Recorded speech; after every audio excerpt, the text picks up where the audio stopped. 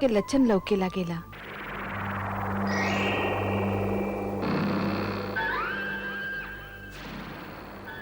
शकुनी, सबका राहत चीन जाइले तब तो हस्तिनापुर नरेश अपना भविष्य के भी पदचाप चीन ले हो कब। हमार भविष्य तो दिन रात हमरा संग ही रहेला शकुनी। जय दिन बीतता वो पांडु के लौटे के दिन की एक दिन पीछे सरका देता।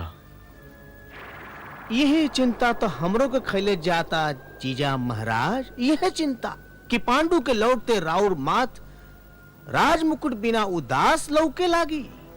ई मुकुट तो पांडु के ही है शकुनी। तात जी तो ई मुकुट हमरे माथ पर रखे चाहत रहन, बाकी विदुर नु अपना नियम के पतरा खोल देलस और ये हमार आंख के कारण हमार पराजय हो गई। शकुनी, हम अपना भाग के संगे मेल करे सीख ले हैं। बस यह तरवा एगो भूल कैली जीजा महाराज। यह एगो भूल मेल बराबर वाला में होला और ई भाग कब से छतरी के बरोबरी वाला हो गई। भाग रेखा खींची के खाली दो सिद्धांत है। भा तो वो बाण के नोक से खींचल जाला, भा फिर बुद्धि के नोक से।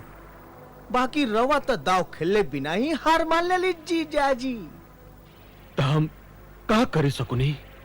अवसर के राह देखी, जिंदगी में कौन मोड़ कब आ जाई।